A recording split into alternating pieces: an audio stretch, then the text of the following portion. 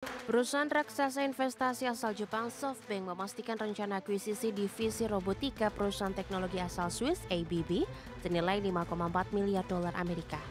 Rencana ini akan memperbesar jangkauan segmen bisnis kecerdasan buatan milik SoftBank.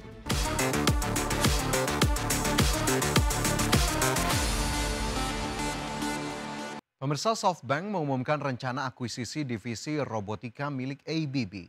Akuisisi tersebut merupakan langkah lanjutan dari SoftBank untuk berekspansi ke bisnis kecerdasan buatan secara fisik.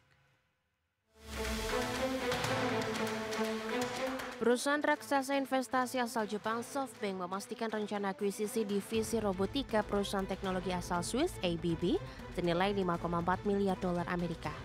Rencana ini akan memperbesar jangkauan segmen bisnis kecerdasan buatan milik SoftBank. Adapun kesepakatan akuisisi ini masih menunggu persetujuan dari regulator terkait. Namun ABB tidak akan berupaya kembali untuk melepas divisi usaha robotika sebagai perusahaan yang terpisah. Pendiri SoftBank Masayoshi Son menyebut akuisisi tersebut merupakan langkah lanjutan dari SoftBank untuk berekspansi ke bisnis kecerdasan buatan secara fisik.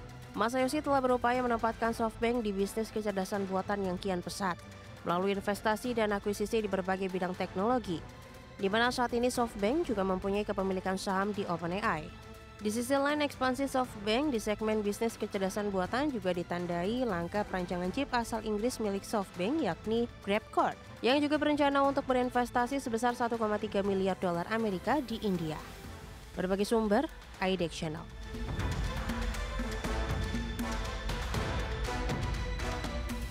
Kembali bersama kami di Prime Market Highlights. Pemirsa, penutupan pemerintahan Amerika Serikat berdampak pada operasional penerbangan di sejumlah bandara di Amerika. Ya, di mana pada hari Rabu kemarin lebih dari 3.000 penerbangan tertunda akibat kurangnya petugas pengatur lalu lintas udara yang bertugas. Administrasi Penerbangan Federal Amerika Serikat kembali melakukan penundaan penerbangan di sejumlah bandara besar Amerika Serikat pada Rabu kemarin. Penundaan juga terjadi di Bandara Besar Amerika Serikat, Bandara Ronald Reagan Washington, dan Bandara Internasional Newark Liberty. Hari Rabu kemarin menjadi hari ketiga berturut-turut penundaan penerbangan terjadi akibat kekurangan staf pengendali lalu lintas udara yang kian parah di tengah penutupan pemerintahan atau government shutdown yang memasuki hari ke-8.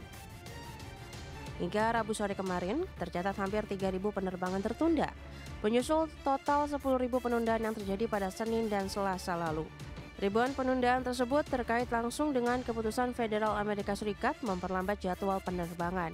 Hal itu karena banyaknya pengendali lalu lintas udara yang absen di berbagai fasilitas di seluruh negeri. Menurut Menteri Perhubungan Amerika Serikat Sean Duffy, tingkat penundaan akibat kekurangan staf meningkat drastis dibanding kondisi normal.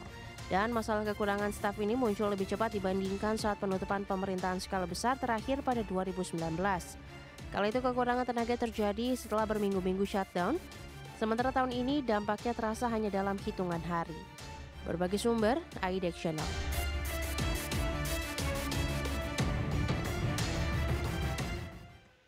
Ya, pemerintah Amerika Serikat akan mempercepat perizinan peluncuran satelit, di mana langkah tersebut ditempuh seiring meningkatnya jumlah permohonan satelit dalam 10 tahun terakhir.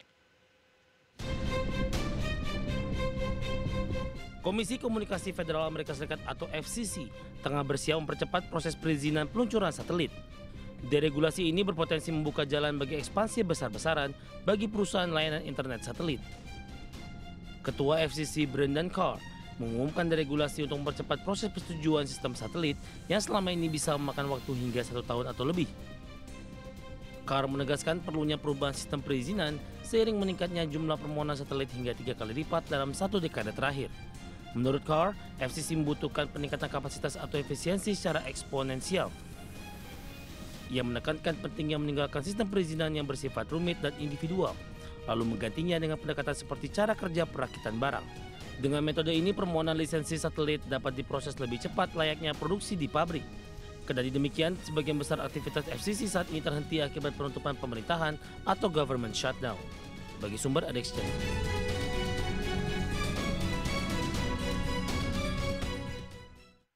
Pemerintah China memperketat aturan ekspor logam tanah jarang dengan menambah pembatasan terhadap teknologi pemrosesan dan kerjasama luar negeri tanpa izin resmi.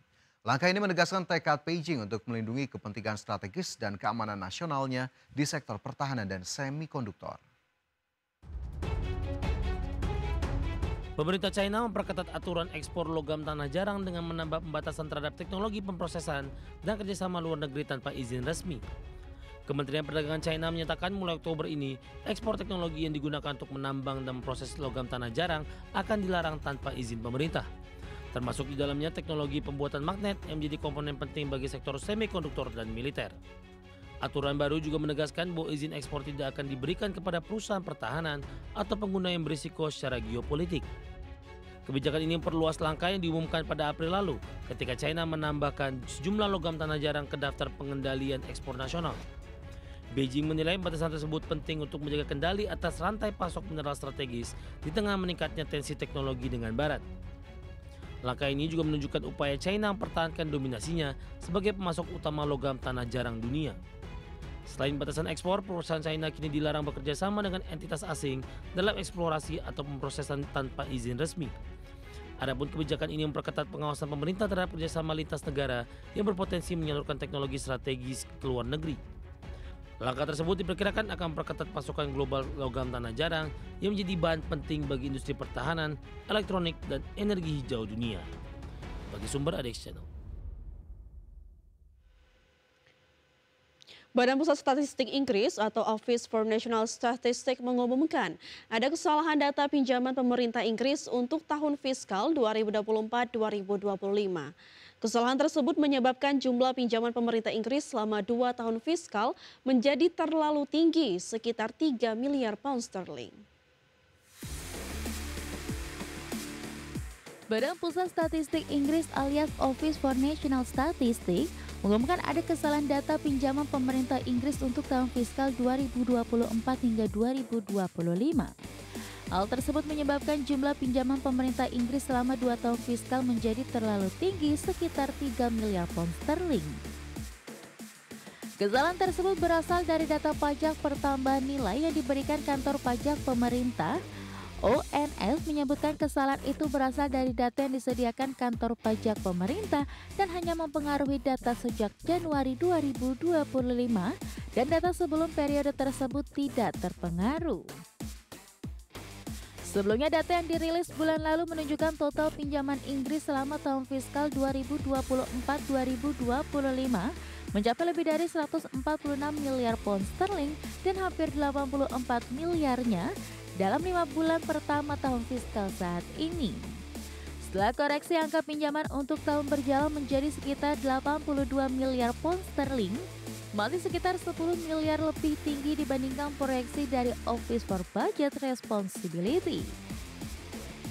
Adapun kesalahan ONS ini sebelumnya telah mendapat kritik dari Bank of England dan para ekonom termasuk data pasar tenaga kerja Inggris. Direktur Jenderal ONS James Bamford menjelaskan kesalahan ini berasal dari kelalaian pejabat pajak yang tidak memasukkan beberapa aliran pembayaran dalam data estimasi penerimaan PPN. Namun demikian, ia menyatakan ONS kini tengah berdiskusi dengan pihak kantor pajak, Kementerian Keuangan serta OBR untuk mencegah kejadian serupa di masa depan. Berbagai sumber IDX Channel.